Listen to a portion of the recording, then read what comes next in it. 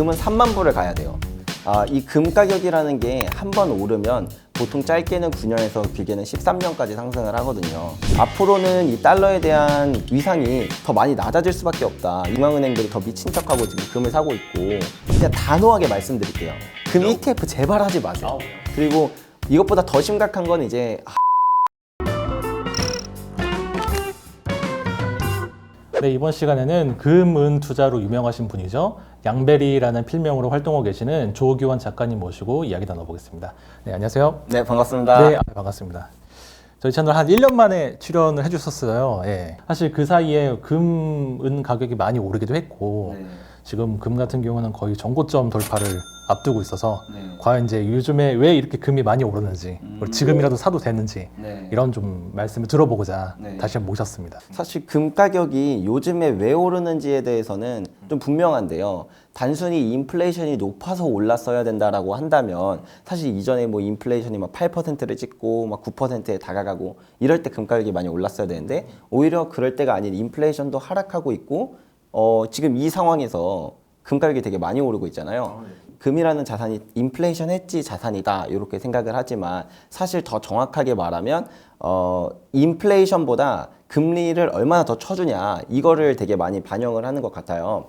아직 인플레이션이 막 2%까지 내려오지도 않았는데 긴축의 기조가 바뀌면 이런 고인플레이션이 상당히 고질적으로 이어지면서 경기 침체와 고인플레이션이 같이 발생하는 스태그플레이션에 대한 우려가 정말 많이 커졌거든요. 그걸로 인해서 요즘에 금 가격이 오르고 있습니다. 네. 사실 금 가격이 전고점에 거의 다가온 상태라서 네. 지금이라도 사고 싶은데 혹시라도 지금 샀다가 물릴까봐 그걸 걱정하시는 분들이 좀 많으시더라고요. 네. 좀 전망은 어떻게 보세요? 이 금 가격이라는 게 한 번 오르면 보통 짧게는 9년에서 길게는 13년까지 상승을 하거든요. 그러다 보니까 얘가 한 번 오르기 시작했을 때 사람들은 그런 그 추세성이 있는지를 잘 모르다 보니까 이제 전고점 부근에 다다르게 되면 뭔가 이제 너무 비싸다. 뭔가 여기에 물리면 나는 다시 뭐 한 10몇 년 동안 본전도 못 찾는 거 아니야. 이런 두려움이 있으신 게 너무 당연한 것 같아요. 그래서 제가 지난 230년간의 금 가격을 이렇게 뽑아왔는데요. 이 금 가격을 보면 1864년쯤에 이제 고점을 한번 찍어요. 근데 이 전고점에 다시 다다르는 순간이 한 1970년 정도거든요. 그러면 거의 100년 만에 이제 고점이 다시 온 거예요. 그리고 나서 1980년까지 금 가격이 거의 26배가 상승을 해서 한 700달러, 800달러 요 정도까지 상승을 했거든요. 그러다가 이제 금 가격이 다시 하락을 하고 그리고 한 2006년쯤 돼서 다시 그 가격에 왔어요. 그리고 이제 2011년, 2013년 이쯤에 이제 고점을 다시 한번 찍고 다시 한번 이 고점에 다다르게 된 건데 금 가격은 한번 오르면 다시 말씀드리지만 9년에서 13년까지 상승을 해요. 네, 지금 이 고점은 되게 무서워 보일 수 있는데 이 가격은 앞으로 다시는 안 옵니다. 네, 다시 안 올 저점이죠. 네. 그러면 이제 금 가격 상승 사이클이 한번 시작이 되면 최소 9년 이상 간다는 네. 거잖아요. 그러면은 이번 사이클은 몇 년도부터 시작됐다고 봐야 되는 거예요? 이 금 가격의 그런 거대 상승장을 알리는 신호들이 몇 개가 있어요. 첫 번째는 실질금리라는 게 있고 두 번째는 생산량이라는 게 있는데 그래서 실질금리는 아까 전에도 살짝 설명을 드렸지만 은행에서 주는 이자가 물가 상승률에 비해서 더 많이 주냐 더 적게 주냐 요거거든요. 은행이 이자를 우리가 받아도 물가가 그것보다 더 많이 오른다면 사람들은 화폐를 보유할 이유도 없고 예적금을 들 이유도 없고 심지어 채권 투자를 할 이유도 없어요. 왜냐하면 그렇게 해서 얻는 이익보다 물가가 상승해서 나에 떨어지는 자산 가치가 더 크니까. 그러면 이럴 때 사람들은 당연히 실물인 자산으로 이렇게 옮겨가게 되거든요. 그래서 지난 100년간의 실질금리 데이터를 뽑아서 보면 이 실질금리가 마이너스로 빠져드는 순간부터 금의 거대 상승장이 시작됐고 사실 이건 단순히 금의 거대 상승장이 아니라 실물 자산 자체가 그땐 다 올라가요. 그래서 요 시그널은 2019년을 기점으로 마이너스로 빠져들게 되었습니다. 그 10년이라는 거대 상승장의 시작은 2019년이었고 생산량도 마찬가지로 이렇게 줄어들기 시작하는 시점부터 역사적으로 금 가격이 상승했다는 것을 알 수가 있는데 요것도 마찬가지로 2019년부터 이제 생산량이 떨어지기 시작했다는 걸 알 수가 있죠. 그러면은 역사적인 평균으로 치자면 앞으로 7년은 더 오를 수 있다. 네, 맞습니다. 7년 이상. 네네. 그럼 보통 그렇게 한번 상승장이 시작이 되면 네. 얼마 정도 오르나요?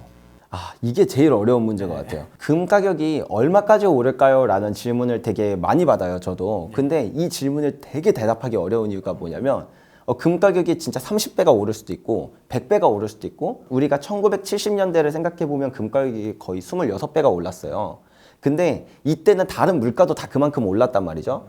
인플레이션이 막 14%, 15% 이 정도까지 상승을 하는 시기니까, 금 가격이 많이 올랐다 한들 그건 명목 가격의 상승이 되게 컸고 2000년부터 2011년에는 인플레이션이 높아봐야 3%대였어요. 그런데 이제 금 가격은 한 6배 정도 오르니까 실질적인 가치의 그 상승이 2000년대가 상당히 높았다라는 거죠. 근데 일단 명목 가격으로 일단 말씀을 드리면 금은 3만 불을 가야 돼요. 지금이 1,900달러인데 네. 그럼 3만 달러면은 거의 10배 이상? 그렇죠. 네. 근데 이게 말이 안 된다고 생각하실 수 있는데 왜냐면 금은 한정적이에요. 그동안 이 자산 대비 화폐의 양이 어마어마하게 많이 풀렸는데 사람들이 화폐에 대해서 한 번도 의심을 하지 않았기 때문에 얘 가격이 그대로였던 거거든요. 근데 얘 가격이 오른다는 건 사람들이 이제 의심을 하기 시작했다는 거예요.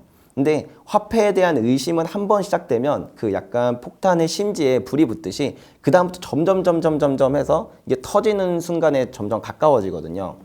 지금 화폐 대비 이 금의 양이 이렇게 비교해 봤을 때 화폐가 너무 많이 풀렸는데를 이제 인지하게 된다거나 여기를 넘어가면 이제 화폐에 대한 불신이 가는 거고 이 금 가격이 그럼 이 명목 가격으로 어디까지 올라갈 수 있느냐를 예측하는 건 그 실질금리를 보면 또 알 수가 있어요.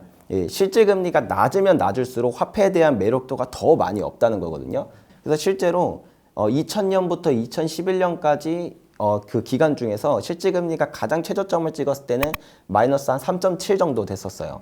그렇고 이제 1970년대는 마이너스 한 5점 몇 정도 됐었단 말이죠. 미국 기준으로 말씀하시는 거예요? 네, 맞습니다. 그러면 당연히 1970년대의 금 가격의 상승이 더 높을 수밖에 없었겠죠. 근데 지금 마이너스 한 7%까지 찍었습니다. 실질금리의 최저점이.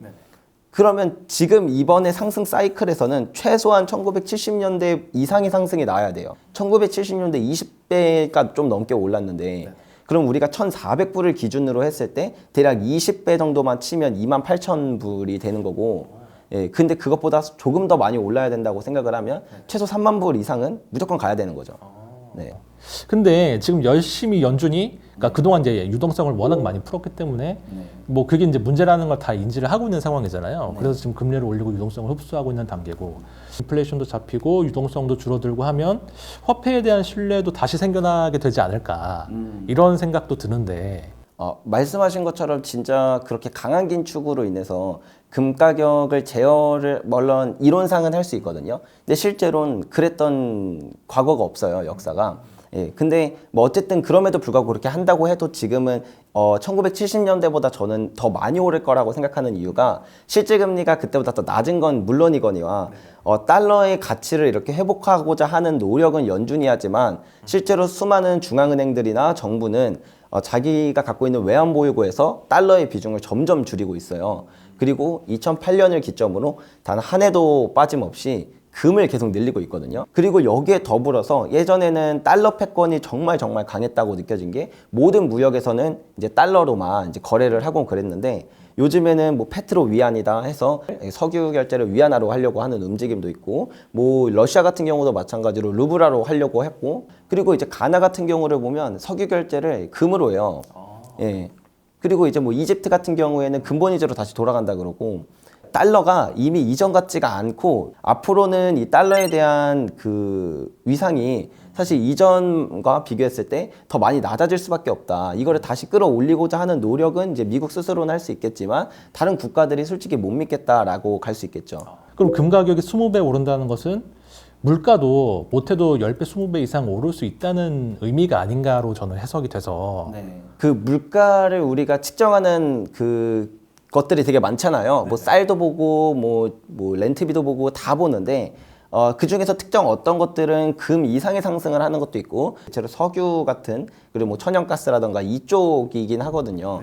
하지만 그렇지 않은 물가들도 많고 우리가 소비할 때 기름만 사는 게 아니라 우리 뭐 밥도 먹고 월세도 내고 하는데 이런 것들의 상승률은 생각보다 더딘 경우가 많이 있어요. 그러니까 어떤 물건의 가격, 정말 필수제인 것들의 가격은 되게 많이 상승하는 반면 그렇지 못한 것들의 가격은 생각보다 별로 상승률이 크지 않아서 결론적으로 봤을 때 나의 모든 지출 면에서 봤을 때 내가 금을 보유한다면 나중에 있을 구매력은 훨씬 더 커질 수 있다고 볼 수 있을 것 같습니다. 그러면 이제 미국이 지금 인플레이션 때문에 엄청 고민을 많이 하고 있는데 이런 그 고물가가 앞으로도 당분간 지속이 될 거다 이렇게 보고 계신 거예요? 네. 일단 그럴 수밖에 없는 게 몇 가지가 있는데 사실 전쟁이 한번 이렇게 발생을 하게 되면 전쟁은 정말 이기기 위한 싸움이기 때문에 국가들이 막 빚도 지고 막 화폐 발행도 엄청나게 늘리고 막 이런 식으로 하게 되잖아요. 그리고 또 이제 전쟁을 하게 되면 편이 갈라져요. 그렇다 보니까 보통 보호무역주의로 가게 되거든요. 탈세계화는 정확히는 2008년부터 되기는 했는데 지금 점점 더 심해지고 있고 이거는 추세를 갖기 때문에 장기간 동안 더욱더 보호무역주의로 가게 될 수밖에 없다는 거죠. 모든 물가 자체가 이런 보호무역주의, 탈세계화의 시기에는 더 높아질 수밖에 없는 이런 부분도 있어서 이거는 되게 이미 시작된 거고 이 추세는 되게 장기간 지속될 수밖에 없기 때문에 그래서 이런 인플레이션도 상당히 고질적일 수밖에 없다라고 생각을 합니다. 그러면 이제 아까 이제 전쟁 얘기 하셨으니까 사실 지금 이제 러시아 우크라이나 전쟁이 뭐 아직 끝난 건 아니지만 이게 좀 장기화되는 게 아닌가 이제 이런 얘기를 좀 많이 하잖아요. 근데 보통 우리가 이제 일반적으로 생각할 때 전쟁이 나면은 금 같은 이런 안전자산이 좀 주목을 받는다 이런 얘기를 많이 하는데 실제로는 어때요? 제가 그래서 전쟁이 있었던 모든 기간의 금 가격을 한번 조사를 해봤는데요. 우리나라도 한국 전쟁이 있었고 뭐 미국 같은 경우에 걸프전 같은 거를 봐도 단기적으로는 금 가격이 분명 반응을 해요.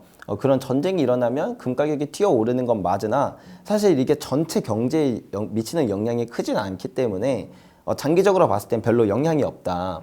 그래서 이 우크라이나 전쟁 이 자체도 사실은 이것만 두고 보면 장기적으로 봤을 때 금 가격의 뭐 상승을 더 크게 만든다거나 하는 요인은 비교적 적을 수는 있지만 근데 여기서 중요한 건 우크라이나 전쟁이라는 단지 그 이슈 말고 우크라이나 전쟁 기간 중에 미국이 스위프트를 제재를 했던 게 정말 큰 부분으로 작용한다고 생각을 합니다. 기존에 안 그래도 달러를 보유하고 있었던 수많은 국가들이 이거 우리가 보유하고 있는 이 달러 미국이랑 한번 사이 틀어지면 그냥 바로 종이 쪼가리 돼버리는 거 아니야? 이런 생각에 더욱더 금 담는 속도가 빨라졌어요. 그러니까 그래서 작년 3분기의 발표가 지금 금 매입량에 대한 발표가 가장 최신 자료인데 56년 만에 최대치를 찍었습니다. 56년 만에 그냥 중앙은행들이 더 미친 척하고 지금 금을 사고 있고 사실 러시아가 최근에 그 금을 기반으로 한 그런 화폐를 발행을 했어요. 사실 러시아는 그걸 정말 오래전부터 준비했고 단순히 이건 러시아의 계획이 아니라 1970년부터 유럽 국가들이 이미 이거를 계획했다는 것들이 되게 많이 보여요. 2000년부터 중국 같은 경우에는 아예 금을 수출을 안 해요. 전 세계에서 금 생산량이 가장 많은 국가가 중국이거든요. 요즘에는 이 국가들이 이제 금으로 뭔가 금을 기반으로 한 화폐를 하려는 기조가 많이 보이고 있고 특히 달러 패권으로부터 벗어나려고 하는 행동 혹은 이 금을 기반으로 거래를 하려는 행동들이 되게 많이 보이고 있다는 부분에서 지금 이 근본이제로 돌아가려는 이런 움직임 그러면은 이제 이렇게 생각하실 수도 있어요. 이게 지금 달러와 뭔가 금의 싸움이기 때문에 이게 아니라 지금 사실은 화폐 전쟁을 하고 있는 거거든요. 달러, 위안, 뭐 루블 이렇게 해서 이 화폐들끼리 전쟁을 하고 있는 거예요. 화폐끼리 전쟁이 일어나면 이 화폐를 들고 있는 사람들은 피난을 가요. 그 피난처가 유일한 피난처가 금이기 때문에 러시아가 근본이제를 해서 금 가격이 오르는 게 아니라 이 근본이제를 한다는 건 이 화폐 전쟁을 의미하는 거고 이 화폐 전쟁으로 인해서 화폐로부터 피난을 가려는 사람들은 당연히 금으로 이동할 수밖에 없어서 이런 시기들에 금 가격이 되게 많이 상승을 했다. 금을 사고 팔 때도 타이밍이라는 게 있을까가 좀 궁금하거든요. 매도 타이밍 물론 중요하죠. 금은 오를 때도 내내 오르지만 또 떨어질 때도 내내 떨어져요. 심할 때는 20년 동안 떨어지고 마이너스 70%까지도 손실이 나는 게 금이거든요. 그게 언제쯤이었나요? 1980년부터 2000년까지 이렇게 쭉 떨어졌었죠. 그렇기 때문에 우리가 매도 타이밍도 잘 알 필요가 있어요. 근데 저는 지금 오늘 이 짧은 시간 안에 사실 매도 타이밍까지 다 얘기하기에는 할 얘기가 너무 많아요. 그리고 앞으로 최소한 우리가 매도를 고민해야 될 시점은 4년에서 5년 뒤거든요. 예, 그러니까 그때 공부해도 늦지 않아요. 뭐 ETF나 특히 요즘에는 레버리지 ETF 이런 거 많이 하잖아요. 네. 그런 거 투자하는 건 좀 어때요? 그냥 단호하게 말씀드릴게요. 금 ETF 제발 하지 마세요. 왜요? 예, 진짜 제발 금 ETF 하지 말아야 되는 이유가 첫 번째는 세금이 너무 셉니다. 우리나라에 상장된 ETF는 수익의 15.4%를 떼가요. 그리고 그 수익이 연 2천만 원을 넘어가면 최대 44%까지 수익 누진세가 붙거든요. 그리고 해외에 상장된 것도 양도소득세 22%라 그래도 이게 정말 말도 안 되는 수준이다. 그렇기 때문에 굳이 ETF를 할 이유 자체가 없다. 그리고 레버러지에 대해서 말씀을 드리면 레버러지는 진짜 죽었다 깨나도 안 해줬으면 좋겠어요. 예, 물론 오를 때 더 많이 오르죠. 이것도 분명히 심리적인 요인에 많이 되니까 이런 것 때문에도 안 하셨으면 좋겠는데 몇몇 상품들이 이제 PTP 규제라는 거를 받고 있거든요. 해외 ETF죠? 네, 맞습니다. PTP 규제를 받는 그 ETF에 투자를 하시게 되면 사자마자 마이너스 10% 손실을 보고 시작하거든요. 예. 차익이 나지 않아도. 네, 차익이 안 나도. 심지어 손실이 나면 10% 손실에 또 10% 손실이 가감이 되는 거예요. 그리고 이것보다 더 심각한 건 이제 여기서 이제 은행에서도 안 부를 것 같은데 금통장. 통장? 그건 왜요? 얘는 수수료가 3.5%예요. 두 번째는 수수료 3.5%에 세금이 어차피 ETF랑 똑같아요. 그것도 수익이 나면은 15.4%가. 네, 맞습니다. 그러면 차라리 수수료라도 적은 ETF가 낫지 않나. 저는 어차피 금에 투자하실 거고 내가 실물을 살 게 아니다 라고 한다면 그냥 강력 추천드리는 건 KRX 금시장. 예, 요거는 사람들이 잘 몰라서 투자를 많이 안 하셨을 뿐이지 하는 것도 되게 간편해요. 그냥 지금 핸드폰 끼셔서 그 주식 어플 들어가신 다음에 메뉴에다 금 현물 이렇게 치시면은 금 현물 투자할 수 있는 탭이 딱 나오거든요. 그러면 주식이랑 똑같이 사고 팔 수 있어요. 그냥 매수매도 똑같아요. 그렇고 여기에는 수수료도 오히려 거의 그 ETF의 4분의 1 가격? 거기다가 세금은 아예 없고. 당시 그 실버가 실제 실물 매수한 거를 인증을 하셨어요. 그때 64만 5천 원이었습니다. 지금은 얼마예요? 지금이 113만 원 정도 되더라고요. 음모론도 있고 이 은을 이 어떤 특정 세력들이 가격을 조작해서 원이라고 보통 말을 많이 해요. 공매도를 통해서 가격을 밑으로 누르고 은 가격은 앞으로 어디까지 갈 수 있다? 1,000불. 1000불? 네.